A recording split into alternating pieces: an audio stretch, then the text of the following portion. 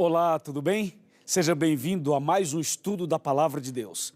Hoje você vai saber a verdade sobre o juízo. Prepare o seu coração. Será uma grande bênção. Como fazer um julgamento quando todos os elementos julgados são ruins? Nesse caso, o natural é rejeitar a todos.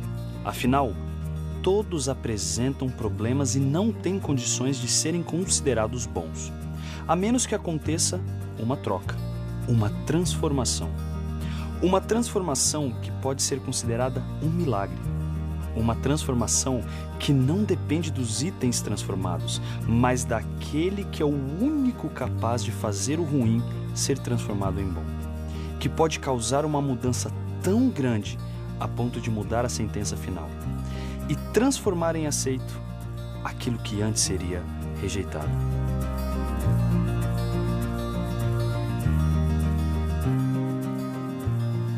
Eu já tenho a Bíblia aberta aqui, você pode tomar a sua Bíblia também, uma caneta, um papel e anotar os textos. Vamos abrir? 2 Coríntios capítulo 5, versículo 10. Está escrito: porque importa que todos nós compareçamos perante o tribunal de Cristo, para que cada um receba segundo o bem ou o mal que tiver feito por meio do corpo.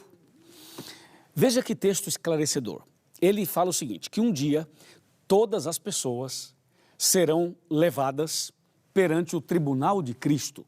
E o texto aqui, ele fala assim, todos, todos. Essa expressão todos, essa palavra aqui, é uma palavra muito genérica, uma palavra muito no coletivo, muito no plural. Se nós transformarmos essa palavra no singular, você vai ver uma situação um pouco mais clara. Por exemplo, a Bíblia está dizendo que todo mundo vai estar perante o tribunal de Deus para ser julgado e para prestar contas. Mas vamos falar algo diferente para explicar melhor o texto. Por exemplo, eu estarei lá para prestar contas. Você estará lá.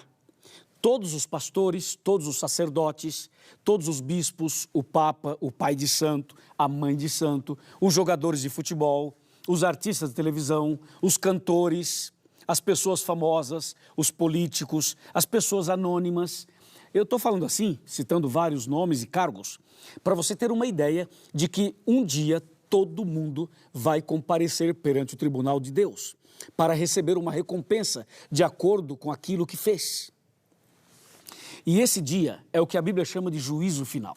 Todos nós vamos prestar contas a Deus de tudo aquilo que a gente fez ou deixou de fazer. Agora, uma pergunta muito importante tem que ser feita para que a verdade sobre o juízo fique clara para você. O juízo final ocorrerá quando? Ocorrerá antes, durante ou depois da volta de Jesus? Essa é a pergunta chave para você entender melhor o tema de hoje. Bem, o juízo final, de acordo com a Bíblia, está dividido em 3 fases. A primeira fase está acontecendo agora. A segunda fase ocorrerá durante o milênio e a terceira fase ocorrerá depois do milênio. Então, fique atento. A primeira fase, que é agora, aparece em Apocalipse 14, versos 6 e 7. Quer ver? Apocalipse, capítulo 14, está bem aqui, versos 6 e 7, que diz: vi outro anjo voando pelo meio do céu, tendo um evangelho eterno para pregar aos que se assentam sobre a terra e a cada nação, tribo, língua e povo, dizendo em grande voz: temei a Deus e dai-lhe glória, pois é chegada a hora do seu juízo. Você ouviu? É chegada a hora do seu juízo. E adorai aquele que fez o céu e a terra e o mar e as fontes das águas. Esse texto fala de um juízo presente. Diz, chegou a hora do juízo. É a primeira fase que está acontecendo agora, ok? E a segunda fase, quando que vai ocorrer? Durante o milênio. E onde está escrito? Está escrito em Apocalipse, capítulo 20, versículo 4, que diz: vi também tronos, e nestes sentaram-se aqueles aos quais foi dada a autoridade de julgar. Vi ainda as almas dos decapitados, por causa do testemunho de Jesus, bem como por causa da palavra de Deus, tanto quantos não adoraram a besta, nem tampouco a sua imagem, e não receberam a marca na fronte e na mão, e viveram e reinaram com Cristo durante 1000 anos.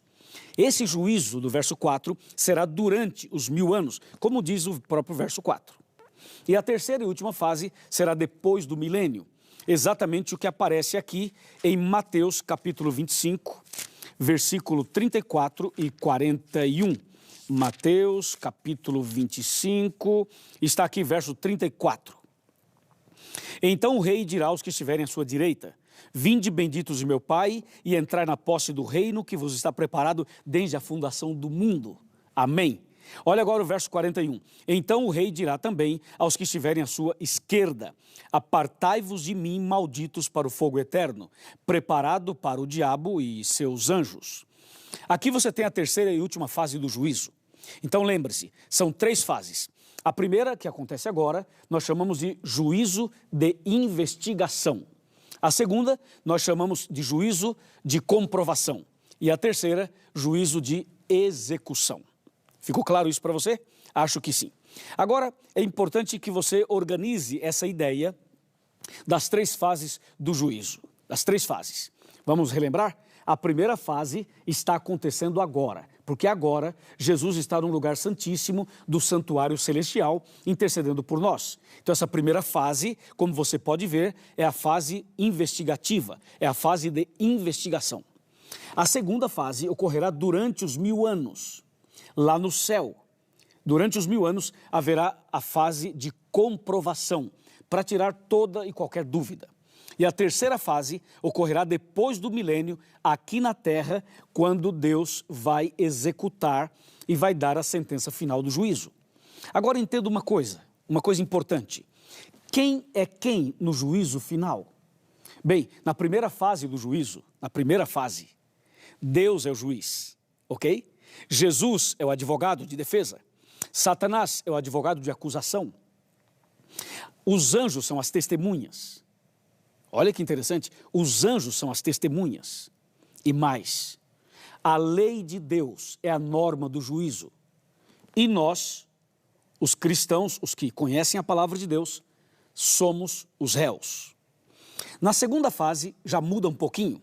Durante o milênio, o juiz, claro, continua sendo Deus, obviamente, mas, de acordo com 1 Coríntios capítulo 6, versos 2 e 3, os santos, os salvos, atuarão como juízes também, não para decidir o caso de ninguém, mas para comprovar a decisão que Deus já tomou. Então aí está, Deus, claro, é o juiz soberano, mas o povo de Deus, os salvos, lá no céu, ajudarão no juízo, como diz 1 Coríntios 6, versos 2 e 3, certo? E, além disso, é importante saber que, durante o milênio, não haverá advogado de defesa, não haverá, mas o advogado de acusação também não poderá atuar, porque estará preso durante o milênio aqui na terra. Os anjos continuam como testemunhas, e a lei continua sendo a norma do juízo, e os réus são os ímpios. Depois do milênio, na terceira fase, muda um pouquinho. O juiz passa a ser Jesus. O juiz passa a ser Jesus. Agora veja, as testemunhas continuam sendo os anjos. E um detalhe, não haverá depois do milênio advogado de defesa. A lei continua sendo a norma do juízo, e os réus são todos. Em outras palavras, você percebeu que nas 3 fases acontece uma mudança do grupo que atua em cada fase do juízo. Mas o mais importante mesmo é você entender que das 3 fases, a mais importante é a primeira. Não é a segunda e nem a terceira, porque a primeira define tudo. A primeira fase, ou seja, agora, define quem vai para o céu e quem não vai. Ok? Por isso, você precisa entender o seguinte: hoje, durante a vida, enquanto você e eu estamos vivos, esse é o momento crucial, é o momento principal, é o momento em que a gente decide onde vamos passar a eternidade. Por isso que a primeira fase do juízo, a fase de investigação, é a mais importante. E mais importante também, porque agora Deus é o juiz e Jesus é o advogado. Então você tem um advogado, você tem um intercessor, você tem um mediador. Se você pecar, lembre-se que Jesus intercederá por você. Se você cometer algum erro, alguma falha, e você se arrepender e confessar para Deus em nome de Jesus, Ele perdoa você e Ele prepara você para a vida eterna. É isso. Por isso, a primeira fase do juízo é fundamental. Agora vem uma pergunta muito importante para que a verdade do juízo fique clara para você. A pergunta é: o que é que Deus vai considerar no juízo? O que é que Deus vai considerar no julgamento final? Eu quero chamar a sua atenção para Eclesiastes. O livro de Eclesiastes responde essa pergunta. Nós vamos abrir aqui, depois de Provérbios, aí nós temos o livro de Eclesiastes. Nós vamos abrir no capítulo 12 e vamos ler o versículo 14, 12 e 14. Diz assim: porque Deus há de trazer a juízo todas as obras, até as que estão escondidas, quer sejam boas, quer sejam más. Entendeu? Então, o que é que Deus vai julgar no juízo final? Ele vai julgar todas as obras, todas, as boas e as más, até aquelas que estão escondidas. Bem, qual tipo de obra a gente esconde? A boa ou a má? Com certeza, a má. Eu quero falar mais sobre esse assunto e por isso eu vou sentar aqui na minha cadeira e você já está aí sentado na sua casa e nós queremos conversar sobre isso. Vem mais perto, chega mais perto para a gente conversar sobre esse ponto importante, fundamental do estudo de hoje. Veja só, normalmente, quando a pessoa comete um pecado, a tendência dele é esconder o pecado. A tendência é ele fazer de uma maneira que ninguém perceba, que ninguém conheça, que ninguém veja. Inclusive a família, ou quem sabe os próprios superiores da igreja, pastor, etc. Mas lembre-se de uma coisa, tudo que a gente faz pode ser escondido dos homens, mas não será oculto perante Deus. Então, tudo que você já fez e tudo que você faz, através de obras, palavras e pensamentos, tudo isso será considerado no juízo final. Só tem uma coisa que poderá livrar você da perdição eterna. Só tem uma saída, e essa única saída é Cristo Jesus. O que é que tem que ser feito? Tem que ser feito assim. Você precisa estudar a Bíblia, como você já está fazendo agora, precisa se arrepender dos pecados, confessar os pecados para Deus e pedir perdão em nome de Jesus. Aí Jesus vai interceder por você, porque Ele é o seu advogado, e depois que você confessar os pecados, então Deus perdoará você por causa dos méritos de Jesus. Aí você tem que ser batizado. Quando você for batizado nas águas por imersão, então todos os seus pecados serão eliminados. Você será perdoado de todos os pecados. E no dia do seu batismo, Deus registra o seu nome lá no céu, no livro da vida. E toda pessoa que tiver o nome no livro da vida é um candidato à vida eterna. Claro que o nome pode ser riscado do livro da vida também, daqueles que abandonam a fé e abandonam tudo. Mas para que o seu nome esteja lá, você precisa aceitar Jesus como Salvador, se arrepender dos pecados, confessar os pecados, abandoná-los, sepultá-los no batismo. Aí sim, o seu nome estará registrado lá. E a Bíblia diz que só poderá entrar no reino dos céus, só poderá entrar na vida eterna aquele cujo nome está no livro da vida. Apocalipse 21, verso 27. E aí, meu amigo, eu pergunto a você, o seu nome está no livro da vida? O nome da senhora está no livro da vida? Você já fez a sua entrega, já tomou sua decisão? Ou está estudando a Bíblia aí há 10 anos e até agora nada? O que está faltando para você?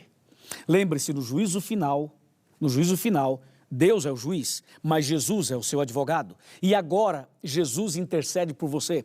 Então aproveite o tempo da graça, o tempo da misericórdia. E vá a Jesus de coração aberto. Conte tudo para Ele, peça perdão para Ele. Ele vai perdoar você, vai te dar um novo coração. Você vai ser batizado. Nós queremos batizar você. Eu quero batizar você. Os meus colegas pastores querem batizar você. Queremos sepultar sua velha vida. E pela graça de Deus, você vai ser uma nova criatura.